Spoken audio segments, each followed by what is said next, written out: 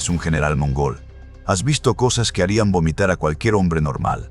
Has cabalgado entre montañas de cadáveres. Has oído los alaridos de ciudades enteras mientras ardían. Has cruzado ríos teñidos de rojo. La muerte ya no te impresiona. La crueldad se convirtió en rutina hace mucho tiempo. Te creías blindado contra cualquier horror. Pero un día del año 2067, las ruinas humeantes de una de las ciudades más grandes y ricas que jamás hayas visto, observas a Tucán, el hombre al que seguirías hasta el fin del mundo, dar una orden tan fría, tan meticulosamente planeada, que por primera vez en décadas sientes un escalofrío que no viene del viento de la estepa. No es la violencia lo que te horroriza. A la violencia estás acostumbrado. Es la calma con la que se ejecuta. Es el sistema detrás de ella. Porque lo que Genghis Khan hizo con sus esclavos no fue solo salvaje. Fue algo mucho peor. Fue racional. Fue legal. Fue burocrático. Y estaba respaldado por las mismas leyes que prometían justicia, mérito y protección, pero solo para los suyos. Esta es la historia de cómo el niño que llevó al cuello el yugo de esclavo se convirtió en el conquistador que construyó el imperio más grande de la historia sobre una maquinaria perfectamente diseñada de tráfico humano organizado. Y lo más aterrador no es la sangre derramada.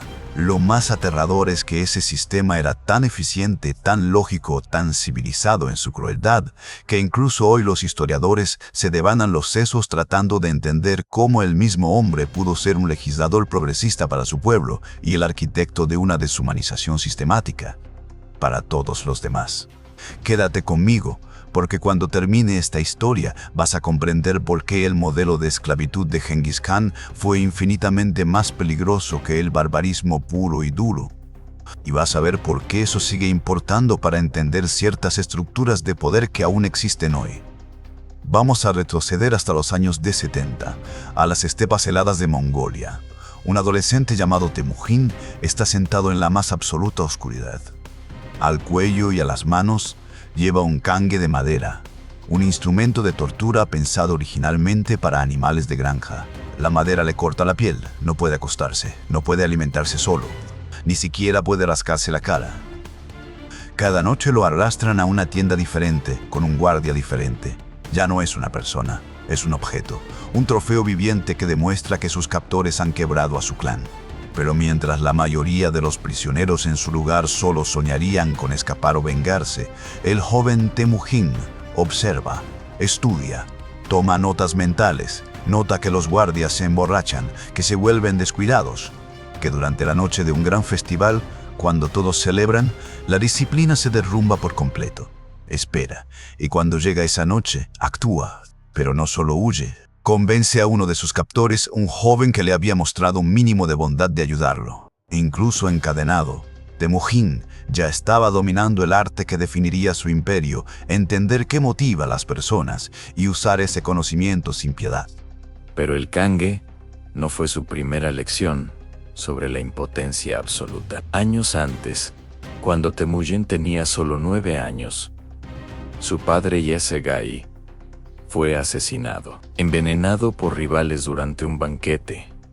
La traición más vil contra la sagrada hospitalidad de la estepa. En ese instante, todo cambió. El clan de su padre, gente que había jurado lealtad eterna, que había compartido fuego, comida y batallas junto a ellos, se reunió en consejo. Eran las mismas personas que habían celebrado el nacimiento de Temujin, que lo habían cargado en hombros, y uno por uno miraron a Holen, la viuda de su jefe, y a sus 5 hijos pequeños, y calcularon 6 bocas más que alimentar en una estepa donde el invierno mata sin piedad.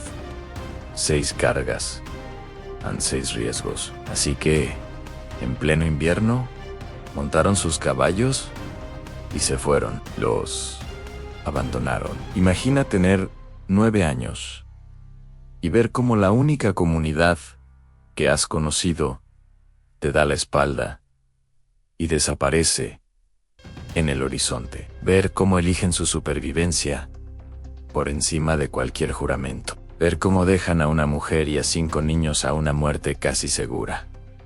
Holen los mantuvo vivos con una voluntad de hierro. Les enseñó a cavar raíces congeladas, a cazar marmotas con trampas improvisadas, a comer cosas que ningún ser humano debería comer solo para no morir de hambre. La esposa de un jefe poderoso, reducida a rebuscar como un animal. Pero en esos años de miseria absoluta, Temujin aprendió algo que nunca olvidaría, aunque todos los lazos sociales, todas las tradiciones sagradas, todos los juramentos de sangre no valen nada cuando la supervivencia está en juego.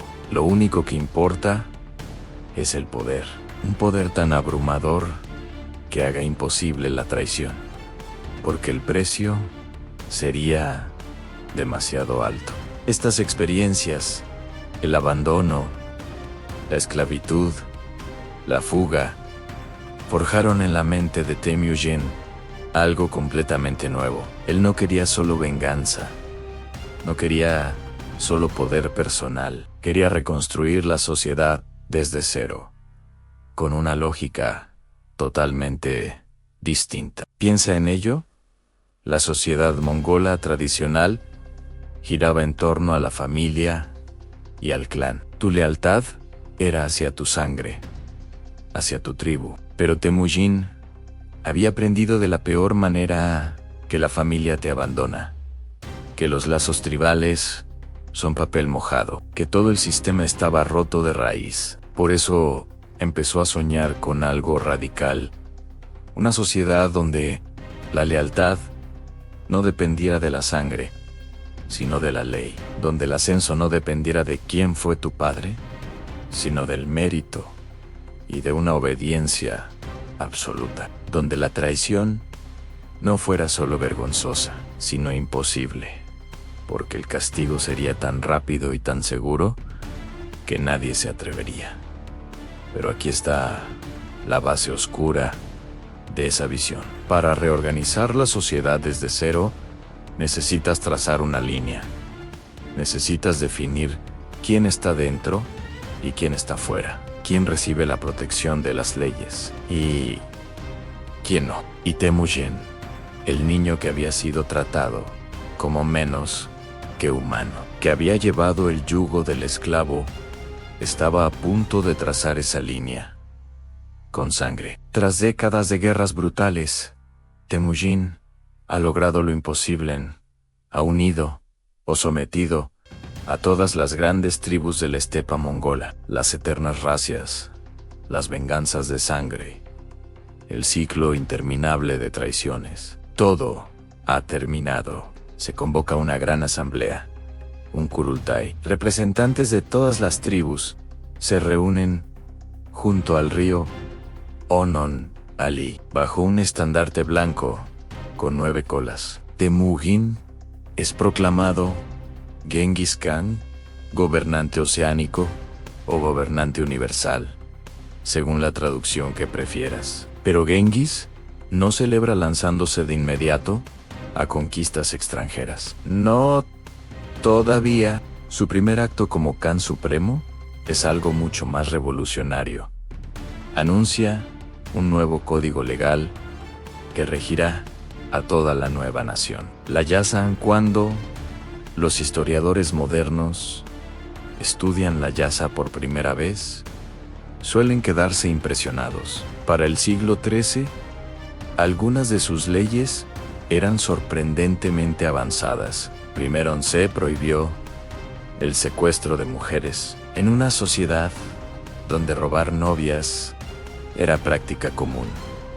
Esto era una revolución. Las mujeres mongolas obtuvieron ciertos derechos de propiedad. Segundo, todos los hijos eran legítimos, incluso los nacidos de madres esclavas o concubinas. En un mundo obsesionado con la pureza de sangre, esto era radical. Significaba que un hombre nacido de una esclava podía, en teoría, llegar a comandar ejércitos. Tercero, ordenó la tolerancia religiosa total. Cristianos, musulmanes, budistas y chamanistas podían practicar libremente. El propio Genghis consultaba a líderes religiosos de distintas fes. Cuarto, estableció un sistema de mérito. El ascenso militar ya no dependía del linaje noble, sino de la capacidad demostrada. Un pastor podía convertirse en general si probaba su valía. Y quizás lo más revelador, se prohibió esclavizar a cualquier mongol. Si un mongol era capturado en guerra, cualquier otro mongol que lo encontrara estaba obligado por ley a liberarlo, bajo pena de castigo severo.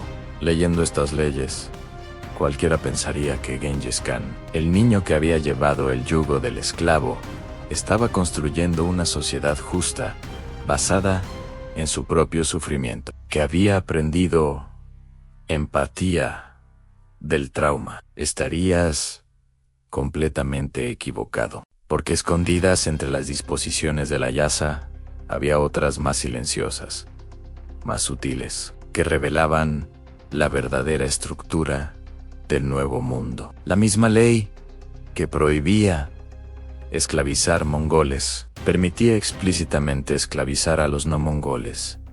La misma ley que obligaba a liberar a un mongol esclavizado castigaba con la muerte a quien ayudara a escapar a un esclavo no mongol. Tolerancia religiosa, si en siempre y cuando pagaras tus impuestos y entregaras el tributo exigido, y parte de ese tributo podía ser humano.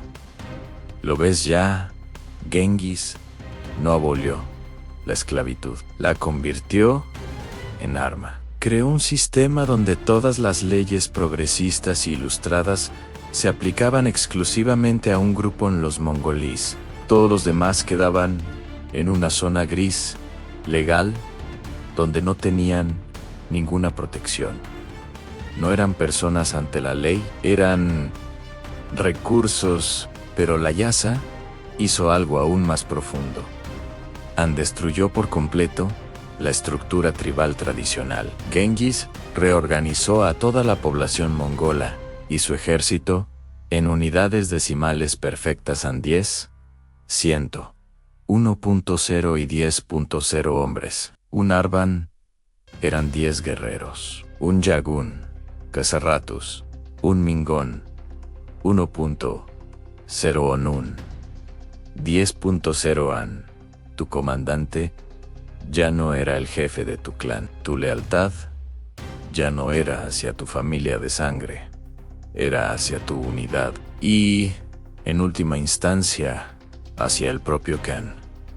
Si un solo hombre de un Arbon de 10 desertaba en batalla, los 10 eran ejecutados. Si una unidad de 10 fallaba, los 100 del Yagan sufrían el castigo. Si un Yagan rompía formación, el Mingan entero pagaba. Este sistema de responsabilidad colectiva convirtió la traición en algo impensable. No solo te mataba a ti, mataba a todos los que querías. Y aquí está la genialidad. Y el horror, este sistema no dependía de la lealtad personal hacia un líder carismático, dependía del miedo a un mecanismo impersonal. Era autorreforzante. Era perfecto. La primera grieta en esta fachada llegó pronto. Con un gobernador llamado Genghis lo había nombrado para administrar tribus en las regiones boscosas de Siberia. Era eficiente. Los tributos llegaban a tiempo. El orden se mantenía. Pero tenía un vicio. Empezó a secuestrar mujeres locales para su harén personal. No una o dos docenas. Estaba construyendo una colección privada de esclavas. Recuerda, la Yasa prohibía explícitamente el secuestro de mujeres. Era uno de los puntos más alabados de la ley, uno de los más progresistas. Las tribus locales, llevadas al límite, finalmente se rebelaron, capturaron y lo mataron. ¿Qué hizo Genghis Khan? Elogió a las tribus por defender a sus mujeres. ¿Reconoció que había violado la ley sagrada? ¿No envió un ejército para aplastar la rebelión? El mensaje fue cristalino. El crimen no fue secuestrar mujeres, fue hacerse capturar, fue generar inestabilidad fue crear un problema administrativo que requería intervención militar. La yasa protegía a las mujeres mongolas. Las demás pertenecían a otra categoría completamente distinta. Y entonces sus generales, que habían quedado impresionados por el aparente progreso de la yasa, empezaron a entender que habían leído mal la situación. La ley no era sobre justicia universal. Era sobre eficiencia. Era sobre crear una nación mongola estable y poderosa que pudiera proyectar fuerza hacia afuera, sin devorarse a sí misma por dentro. Pero aún no comprendían todas las implicaciones, no hasta Bujarán. Déjame ponerte en escena. Es 1220. Bujará es una de las joyas del mundo islámico. Centro de saber, arte y comercio. Sus bibliotecas guardan conocimiento de todo el mundo conocido. Sus artesanos producen telas y metales tan exquisitos que reyes desde Europa hasta China los codician. Sus mercados rebosan de seda, especias e ideas. Población, unas 300.0 personas. Murallas, supuestamente inexpugnables en guarnición poderosa, y Genghis Khan está llegando. El ejército mongol llega como una tormenta negra, pero no ataca de inmediato. Rodean la ciudad por completo, cortan todas las rutas de suministro y envían un mensaje al gobernador en Rendíos. Ahora, reconoced la autoridad mongola, pagad tributo y la ciudad será perdonada. Resistid y enfrentaréis la aniquilación total. El gobernador comete un error fatal. Mira sus murallas altas, sus soldados bien armados, sus almacenes llenos, y cree que puede aguantar un asedio largo. Rechaza la oferta. Los mongoles no pierden tiempo en un sitio prolongado. Desvían un río cercano, inundan el foso defensivo y destruyen partes de la muralla. En cuestión de días, las defensas exteriores caen. La guarnición turca, al ver la batalla perdida, intenta romper el cerco para escapar. Son masacrados casi hasta el último hombre. La ciudadela resiste 12 días más, pero es inútil. Cuando finalmente cae, todos los soldados que quedan dentro son ejecutados. Hasta aquí, todo es conquista brutal, pero esperada. Lo que viene después es lo que cambiará para siempre la forma en que sus propios generales ven al Ken. La población civil no es masacrada en un arrebato de furia. No hay saqueo caótico. No hay violaciones masivas en las calles. No hay matanza indiscriminada en su lugar. Empieza la clasificación. Toda la población de Bujará es dividida en categorías con una precisión escalofriante. Categoría 1 en los artesanos cualificados, tejadores capaces de crear las telas más finas del mundo, herreros que forjan armas perfectas, ingenieros que conocen máquinas de asedio e irrigación, escribas que dominan varios idiomas. Estos son registrados uno por uno. Sus nombres se anotan, sus habilidades se catalogan con detalle. Se les informa que serán trasladados a Karakorum, la capital mongola, donde trabajarán directamente para el Khan. Sus familias pueden acompañarlos. Tendrán comida, vivienda y protección mientras produzcan. No es libertad, pero tampoco es muerte. Es una esclavitud privilegiada, casi racional. Categoría 2. Hombres jóvenes y fuertes. Estos son separados y organizados en batallones de trabajo, pero no son simples obreros. Son el azar en escudos humanos. En el próximo asedio, estos hombres de Bujará serán empujados al frente del ejército mongol, obligados a rellenar fosos con sus propios cuerpos, a escalar murallas bajo una lluvia de flechas, a absorber la primera oleada de proyectiles. Morirán para que los soldados mongoles no tengan que hacerlo. Es guerra psicológica a escala masiva. La próxima ciudad verá desde sus murallas a sus propios vecinos, a sus hermanos musulmanes, avanzando, azuzados por látigos mongoles. El horror moral de matar a los suyos romperá la resistencia antes de que empiece la batalla real. Categoría 3. A mujeres y niños. Aquí la subdivisión es aún más fría. Las mujeres jóvenes y bellas son repartidas como propiedad entre los oficiales, mongolis o enviadas a mercados de esclavos. Algunas se convierten en concubinas, otras en sirvientas domésticas. Los niños son a menudo adoptados por familias mongolas, no por bondad, para borrar su cultura. Criados desde pequeños, olvidan su idioma original, su religión, su identidad. Se convierten en mongoles funcionales. Genocidio cultural mediante asimilación. Categoría 4. Ancianos, enfermos, discapacitados y los que no tienen habilidad útil. Estos simplemente desaparecen de los registros históricos. Podemos imaginar su destino y ninguna imaginación es agradable. Ahora imagina que eres uno de los generales de Genghis.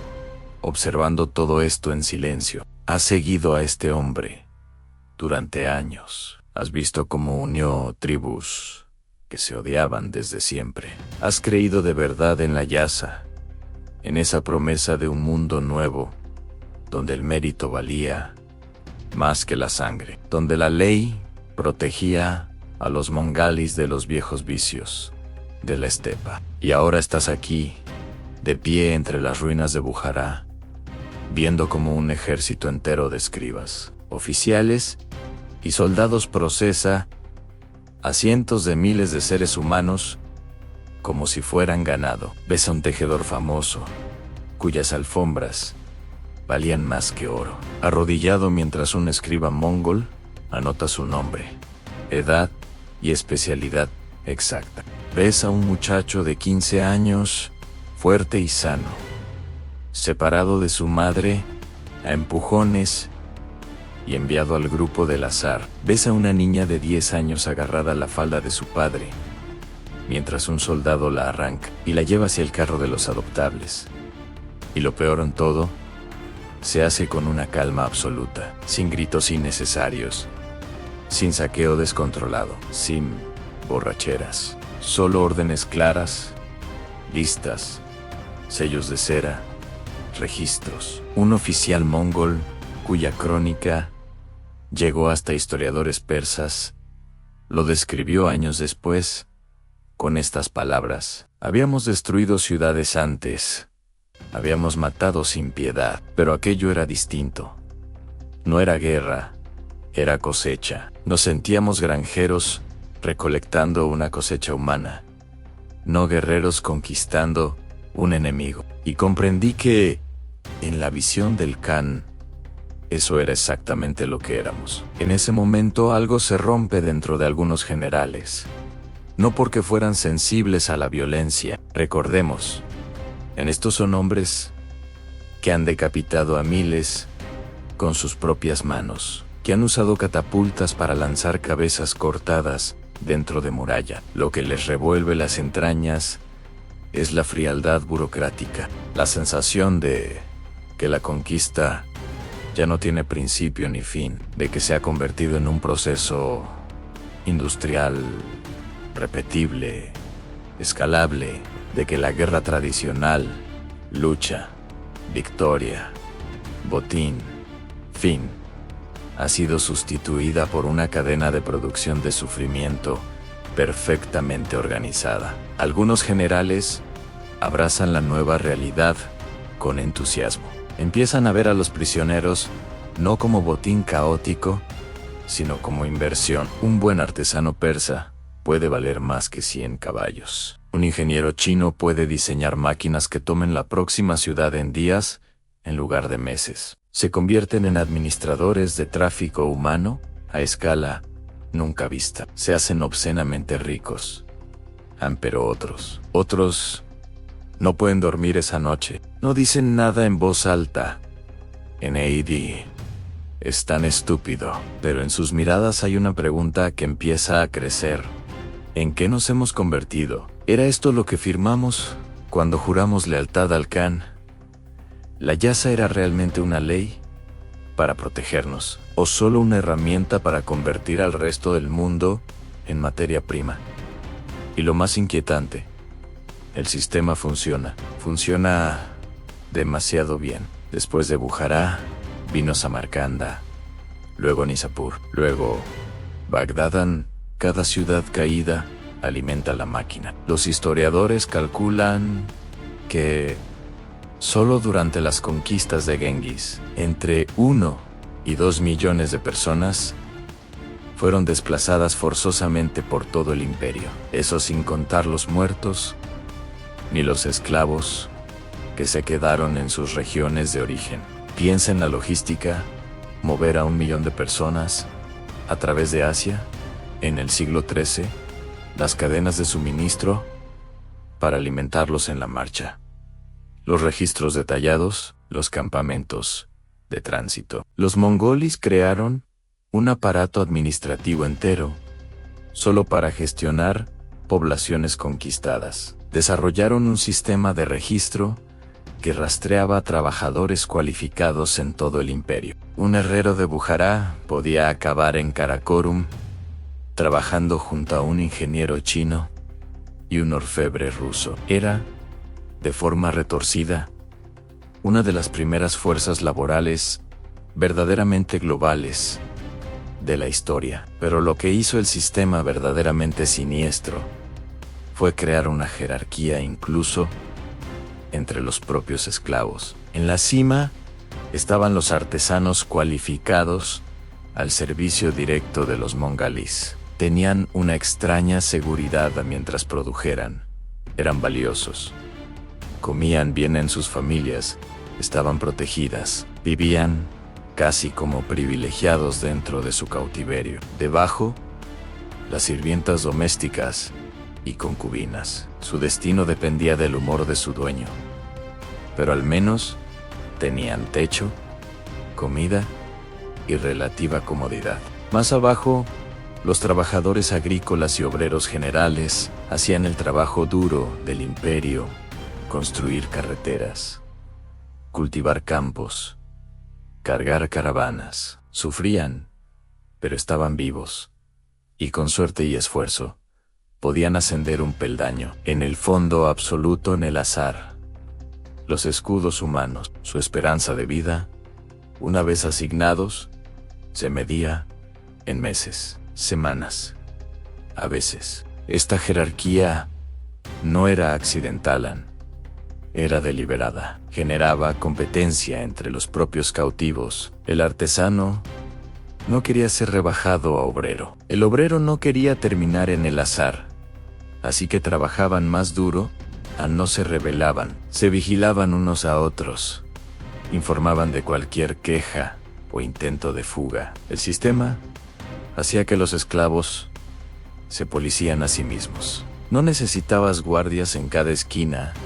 El miedo y la esperanza de mejorar posición lo hacían por ti.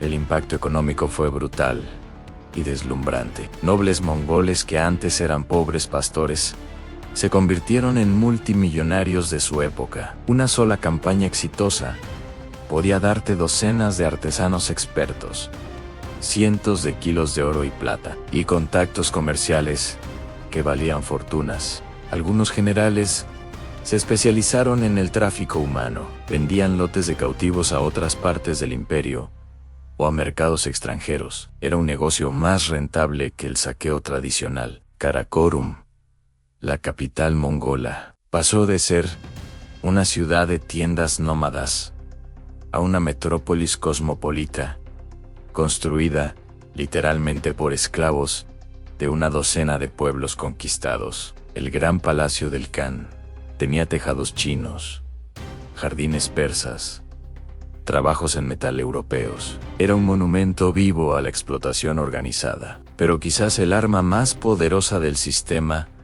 fue cómo convirtió el miedo en propaganda. Los mongoles desarrollaron una red sofisticada de rumores. Mercaderes, viajeros y supervivientes difundían historias de la clasificación de Bujará, de la frialdad con la que se procesaba a ciudades enteras. Y aquí está la genialidad. Esas historias hacían que muchas ciudades se rindieran sin luchar. Cuando el ejército mongol aparecía en el horizonte, los defensores ya sabían exactamente qué pasaría si resistían. Habían oído hablar de las categorías, de los registros, del azar. Muchos simplemente abrían las puertas, aceptaban el vasallaje, pagaban tributo, entregaban el porcentaje exigido de su población para el servicio mongol. De esta forma, el horror organizado se convirtió en la herramienta de conquista más barata y efectiva.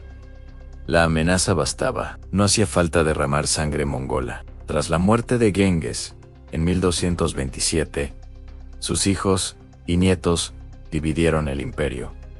Pero todos mantuvieron el sistema intacto. Hulagu, al tomar Bagdad en 1258, usó la misma clasificación. Kublai Khan, en China, la institucionalizó en la ley local. La Horda de Oro en Rusia la incluyó en sus demandas de tributo. El sistema sobrevivió a su creador por siglos. Elementos persistieron en Asia Central hasta la conquista rusa del siglo XIX, 600 años de continuidad para una maquinaria de tráfico humano perfectamente diseñada. Aquí está lo que hace a Genghis Khan tan difícil de juzgar para los historiadores. Para los mongoles, fue un líder genuinamente progresista.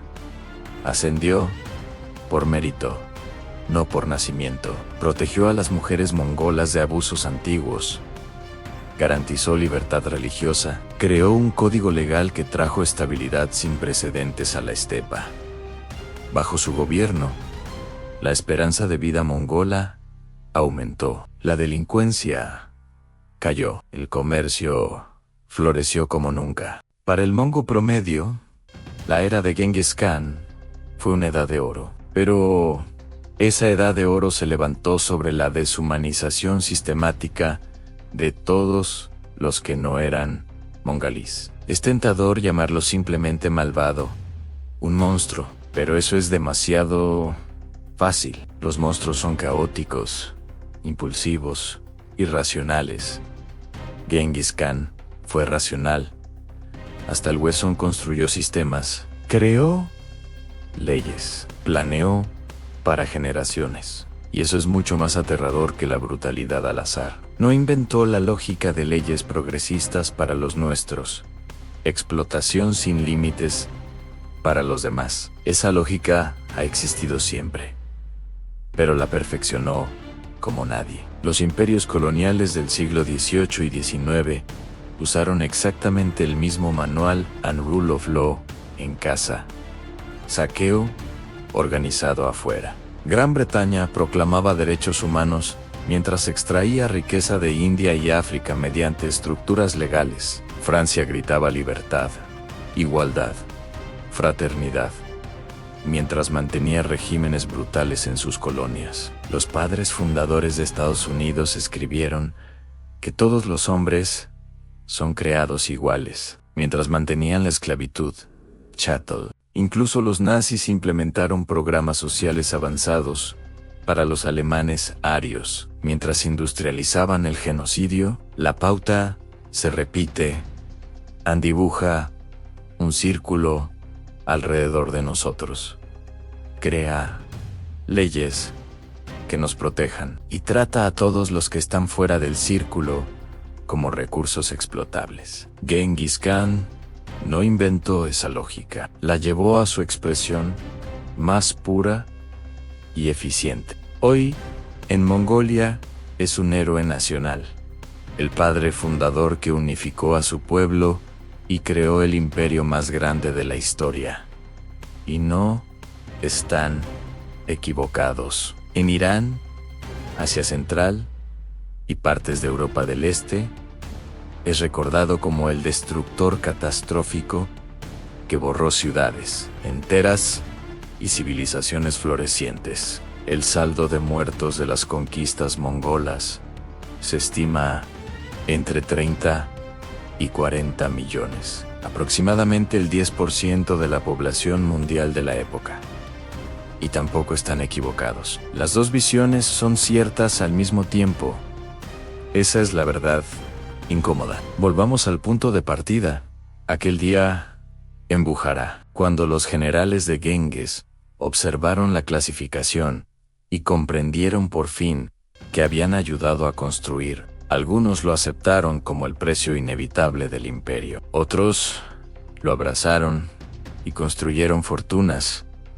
Sobre él muy pocos dejaron escritos donde se filtraba la duda, pero ninguno lo detuvo porque no podían. El sistema ya era demasiado grande, demasiado eficiente, demasiado incrustado en la estructura misma del imperio. Y quizás esa sea la lección más perturbadora de todas, que personas perfectamente conscientes pueden participar en algo monstruoso, porque el sistema hace que salirse sea imposible. La pregunta que te dejo es esta: ¿cuántos sistemas existen hoy en el mundo donde la gente sabe que algo está profundamente mal, pero sigue participando porque la máquina es demasiado grande para enfrentarla? ¿Cuántas veces trazamos líneas invisibles entre los que importan y los que no? ¿Cuántas veces nos convencemos de que la eficiencia de un sistema justifica